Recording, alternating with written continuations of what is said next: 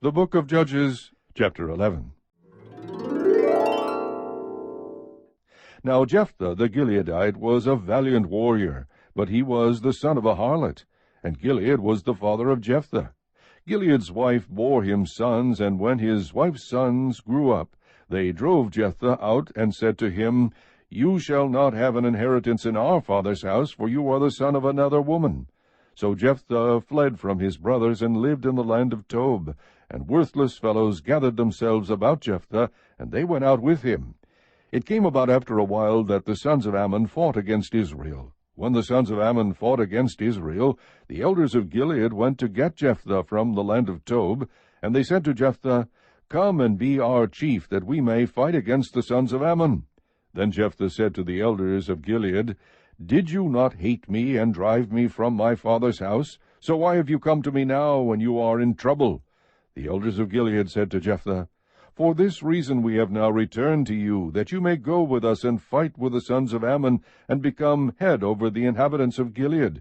So Jephthah said to the elders of Gilead, If you take me back to fight against the sons of Ammon, and the Lord gives them up to me, will I become your head? The elders of Gilead said to Jephthah, The Lord is witness between us. Surely we will do as you have said. Then Jephthah went with the elders of Gilead, and the people made him head and chief over them. And Jephthah spoke all his words before the Lord at Mizpah. Now Jephthah sent messengers to the king of the sons of Ammon, saying, What is between you and me, that you have come to me to fight against my land? The king of the sons of Ammon said to the messengers of Jephthah, Because Israel took away my land when they came up from Egypt, from the Arnon as far as the Jabbok and the Jordan. Therefore return them peaceably now. But Jephthah sent messengers again to the king of the sons of Ammon, and they said to him, Thus says Jephthah, Israel did not take away the land of Moab, nor the land of the sons of Ammon. For when they came up from Egypt, and Israel went through the wilderness to the Red Sea, and came to Kadesh, then Israel sent messengers to the king of Edom, saying, Please let us pass through your land. But the king of Edom would not listen, and they also sent to the king of Moab, but he would not consent.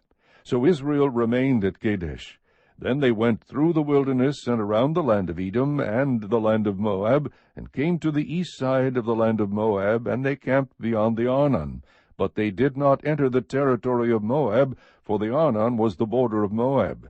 And Israel sent messengers to Sihon king of the Amorites, the king of Heshbon, and Israel said to him, Please let us pass through your land to our place. But Sihon did not trust Israel to pass through his territory. So Sihon gathered all his people and camped in Jahaz and fought with Israel. The Lord, the God of Israel, gave Sihon and all his people into the hand of Israel, and they defeated them. So Israel possessed all the land of the Amorites, the inhabitants of that country.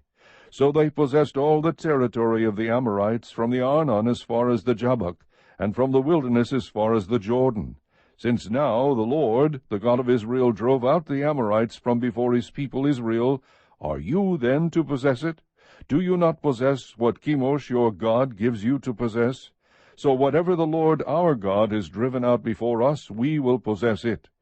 Now are you any better than Balak the son of Zippor, king of Moab? Did he ever strive with Israel, or did he ever fight against them? While Israel lived in Heshbon and its villages, and in Aroer and its villages, and in all the cities that are on the banks of the Arnon, 300 years, why did you not recover them within that time? I therefore have not sinned against you, but you are doing me wrong by making war against me. May the Lord, the judge, judge today between the sons of Israel and the sons of Ammon. But the king of the sons of Ammon disregarded the message which Jephthah sent him. Now the Spirit of the Lord came upon Jephthah, so that he passed through Gilead and Manasseh. Then he passed through Mizpah of Gilead, and from Mizpah of Gilead he went on to the sons of Ammon. Jephthah made a vow to the Lord, and said, If you will indeed give the sons of Ammon into my hand, then it shall be that whatever comes out of the doors of my house to meet me when I return in peace from the sons of Ammon, it shall be the Lord's, and I will offer it up as a burnt offering. So Jephthah crossed over to the sons of Ammon to fight against them, and the Lord gave them into his hand. He struck them with a very great slaughter, from Aroer to the entrance of Minnith, 20 cities, and as far as Abel-Kiramim. So the sons of Ammon were subdued before the sons of Israel. When Jephthah came to his house at Mizpah, behold, his daughter was coming out to meet him with tambourines and with dancing. Now she was his one and only child. Besides her he had no son or daughter.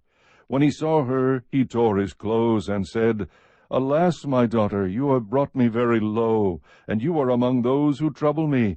For I have given my word to the Lord, and I cannot take it back.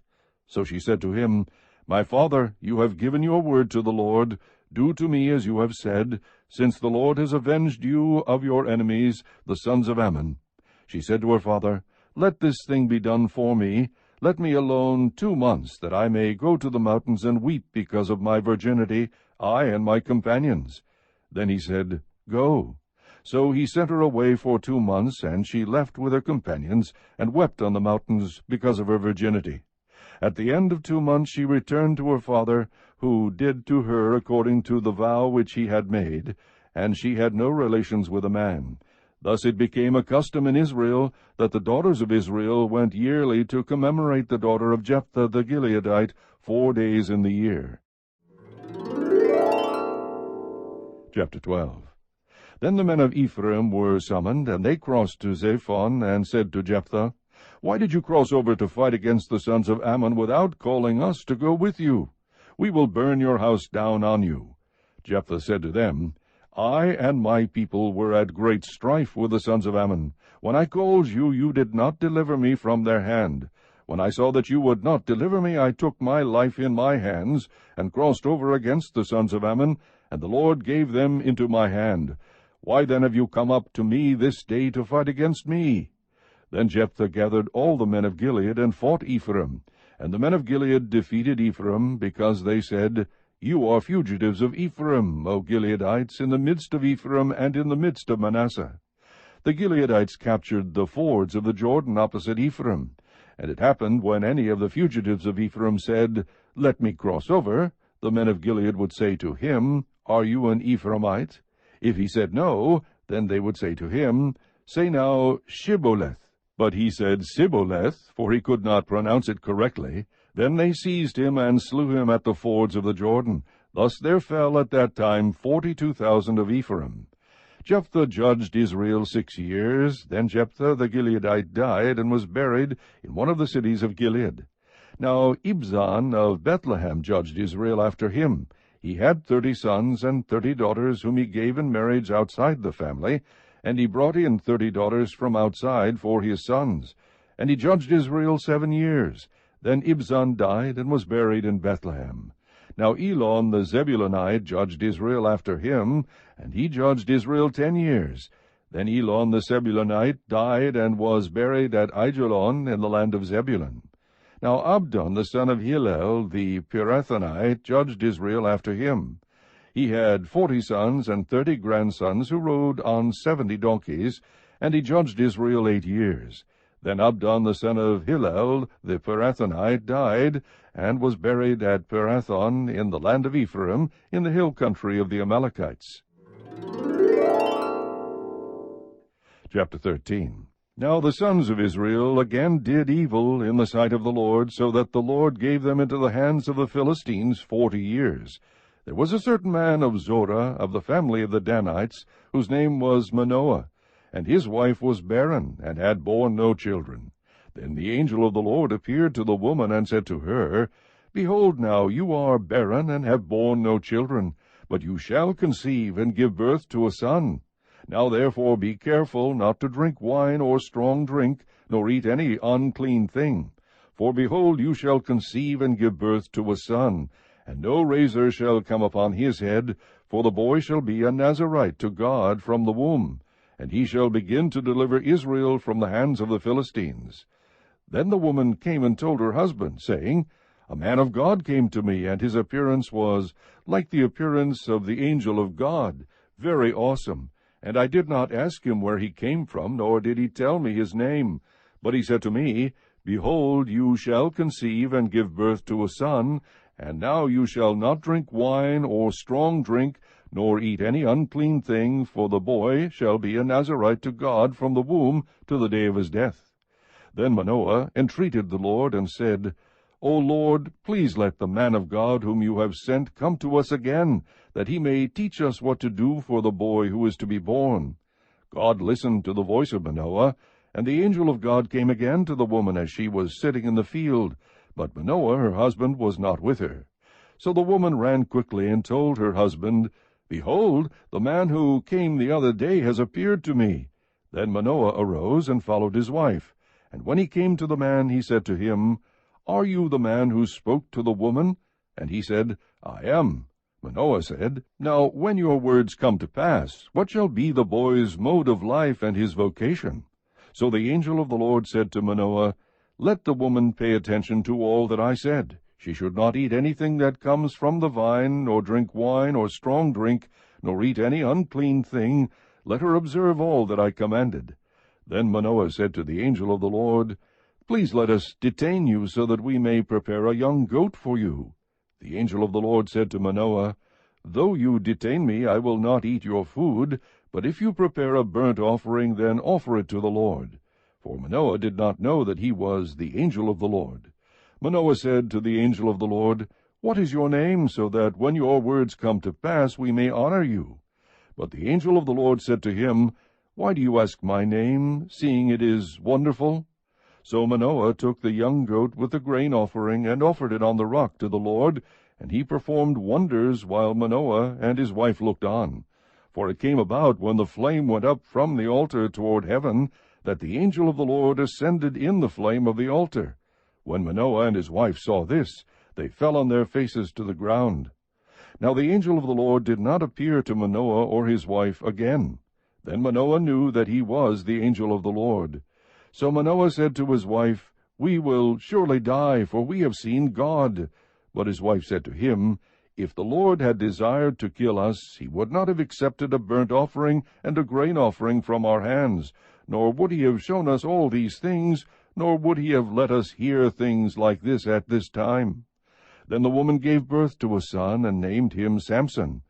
And the child grew up, and the Lord blessed him. And the Spirit of the Lord began to stir him in Mahaneh-dan, between Zorah and Eshtaol. Chapter 14. Then Samson went down to Timnah, and saw a woman in Timnah, one of the daughters of the Philistines. So he came back and told his father and mother, I saw a woman in Timnah, one of the daughters of the Philistines. Now therefore get her for me as a wife.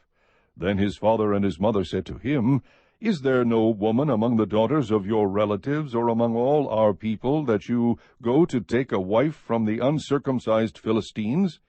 But Samson said to his father, Get her for me, for she looks good to me. However, his father and mother did not know that it was of the Lord, for he was seeking an occasion against the Philistines. Now at that time the Philistines were ruling over Israel. Then Samson went down to Timnah with his father and mother, and came as far as the vineyards of Timnah. And behold, a young lion came roaring toward him. The Spirit of the Lord came upon him mightily, so that he tore him as one tears a young goat, though he had nothing in his hand. But he did not tell his father or mother what he had done. So he went down and talked to the woman, and she looked good to Samson. When he returned later to take her, he turned aside to look at the carcass of the lion. And behold, a swarm of bees and honey were in the body of the lion. So he scraped the honey into his hands and went on, eating as he went. When he came to his father and mother, he gave some to them, and they ate it. But he did not tell them that he had scraped the honey out of the body of the lion. Then his father went down to the woman, and Samson made a feast there, for the young men customarily did this. When they saw him, they brought 30 companions to be with him. Then Samson said to them, Let me now propound a riddle to you. If you will indeed tell it to me within the 7 days of the feast, and find it out, then I will give you 30 linen wraps and 30 changes of clothes. But if you are unable to tell me, then you shall give me 30 linen wraps and 30 changes of clothes. And they said to him, Propound your riddle, that we may hear it. So he said to them, Out of the eater came something to eat, and out of the strong came something sweet. But they could not tell the riddle in 3 days. Then it came about on the 4th day that they said to Samson's wife, Entice your husband so that he will tell us the riddle, or we will burn you and your father's house with fire. Have you invited us to impoverish us? Is this not so?" Samson's wife wept before him and said, "You only hate me, and you do not love me. You have propounded a riddle to the sons of my people, and have not told it to me." And he said to her, "Behold, I have not told it to my father or mother, so should I tell you?" However, she wept before him 7 days while their feast lasted, and on the 7th day he told her, because she pressed him so hard. She then told the riddle to the sons of her people. So the men of the city said to him on the 7th day before the sun went down, "What is sweeter than honey? And what is stronger than a lion?" And he said to them, "If you had not plowed with my heifer, you would not have found out my riddle." Then the Spirit of the Lord came upon him mightily, and he went down to Ashkelon, and killed 30 of them, and took their spoil, and gave the changes of clothes to those who told the riddle. And his anger burned, and he went up to his father's house. But Samson's wife was given to his companion, who had been his friend.